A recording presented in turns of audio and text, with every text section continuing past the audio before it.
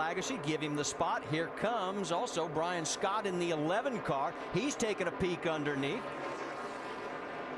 When he gets forced up out of that groove just one time, it gives the next guy that opportunity to fill that hole. Jason Leffler also trying to reel his way back into that 4-car battle.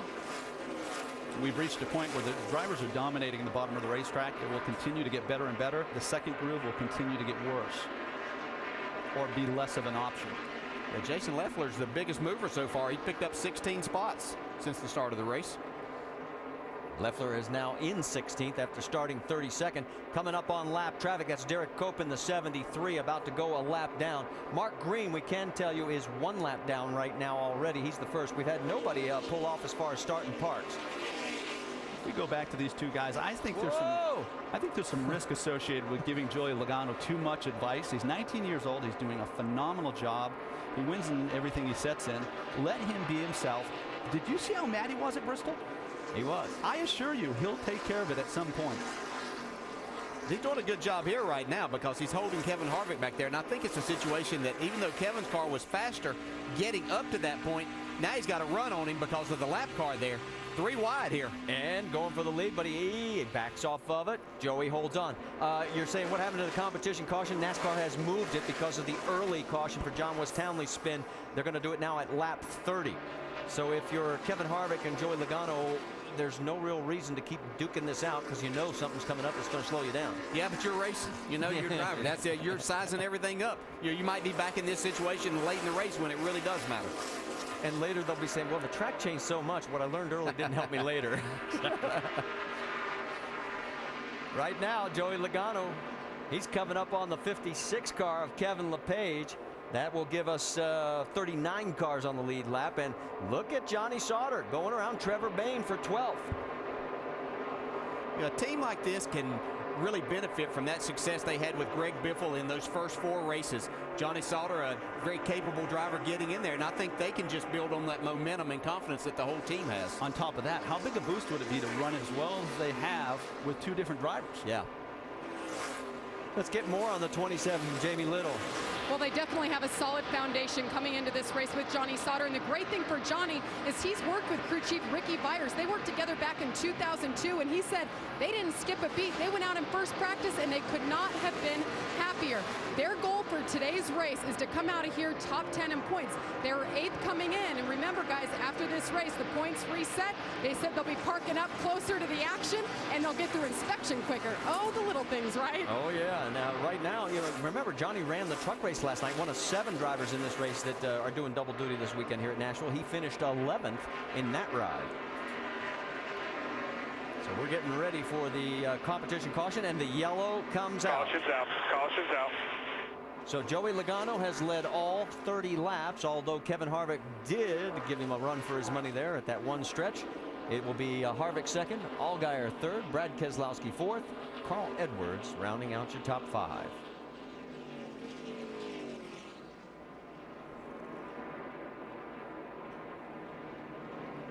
There is Kyle Busch. He is shown now in the 6th position. Let's get an update on their situation, Dave. Marty, that's where he started, and they never got that clean air that they wanted. But on lap 21, Kyle did report that the car was a little bit better, still just a little bit tight. They're talking about removing spring rubbers from the left rear to help that race car. For more, let's go to the Craftsman Tech Garage and Tim Brewer. Thanks, Dave. The problem they have there, they run coil-bound springs in the front of the car, so you're pretty much committed to that. You can't manipulate them a lot. But the left rear spring, they'll start with a spring rubber inserted in the left rear that increases the spring rate. But to free the car up, they simply pull that spring rubber out. That weakens the coil up, enabling the car to turn just a little bit better. All right, thanks, Tim. As we are under this caution, and we can tell you that the 23 is going to get the lucky dog, Robert Richardson. Actually an early birthday present. He's going to be 28 years old tomorrow, so happy birthday. And these guys on that 18, they'll try to make that change. That's a quick thing in pulling that rubber out. If you're obviously inserting it, it takes a little bit more time, but that could cost them a spot or 2 on pit road here. But it's an adjustment they have to make to the race car. This first stop always tells us who the contenders are, doesn't it? Yeah. And they see the guys that are ready on pit road, and you know, guys up front weren't really wanting to see this caution because they kind of had things their way. Well, they're making their way down pit road. Let's send it to Dave Burns. Jake Seminara, the rear tire changer, will be the guy who will pull those spring rubbers out of there unless they switch it to track bar. We'll keep our eye on that. It'll be a 4-tire stop to try to loosen up this race car for Kyle Busch. Jamie?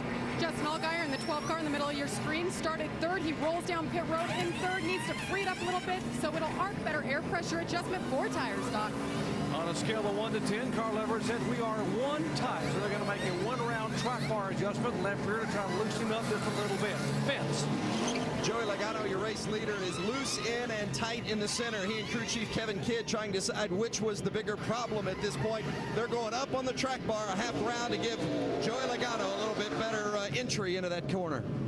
And as we get our nationwide insurance race off pit road, Kevin Harvick's crew, he's been critical of him in past races. They get him out into the race lead. Keselowski comes out in second. Logano drops 2 spots. Edwards and Busch.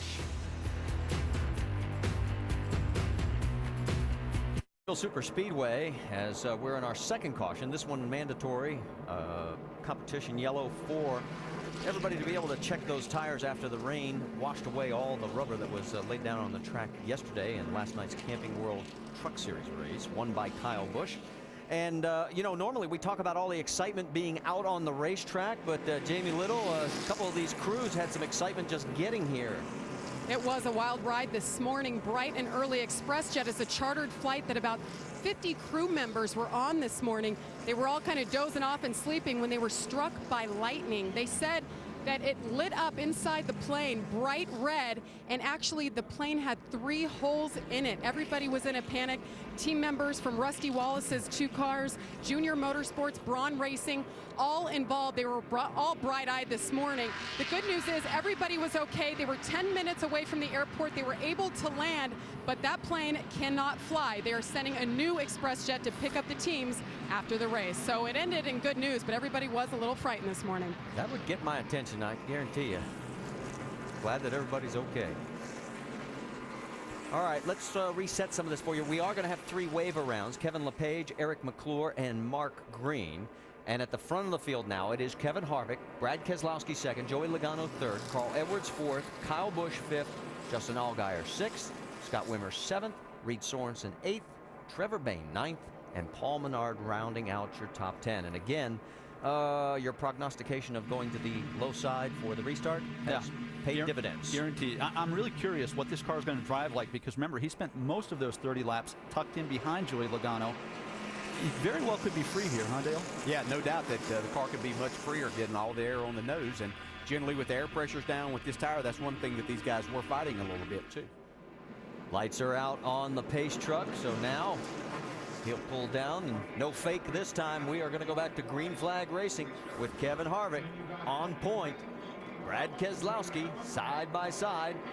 Not quite yet, fellows. Get ready. Now the green flag flies, and we're racing again at Nashville. Really good start by Keselowski. Yeah, it was. This is a more interesting scenario, I think, with Joey Logano behind Kevin Harvick. Can anybody say punt? Not going to happen, though. I mean, Joey is not going to jeopardize a good race car, especially in the early going. Boy, Scott Lagacy's going backwards there. You saw him in the 43.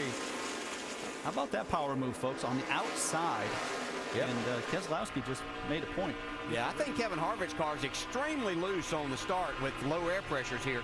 We saw him struggle a little bit at the start of the race. See Logano getting by him now also. And Kevin's going the wrong direction fast here. And when you're sitting in that car, folks, the car uses more front steering wheel when you're behind somebody, and you don't know what it's going to be like out front until you're in that situation in a restart going down into turn 1. Vince, what are you hearing down in pit road? Well, Kevin Harvick was not unhappy with his car on that first stint. He said the entry was actually pretty good, a little bit too tied off. But he also told me before the race today that he thought the Joe Gibbs cars were better than his on the restart in the first 3 or 4 laps. He said, but my car seems to be a little bit better on the long run. So we'll keep an eye on that. As you guys noted, Harvick did not get a good restart on that particular sequence. Well, we had 3 wide there for a second. Yeah, and another thing about that is those are sticker tires, brand new tires that they put on there. The tires that were on at the start of the race had qualifying laps on them, so they were scuffed in. So I think that's probably a big difference that he's finding right now. Another guy that's having his hands full right now is Carl Edwards. Left side of your screen right there. Reed Sorensen has gotten around him. Well, again, there's going to be an opportunity to over-adjust here because the track and the cars aren't balanced. And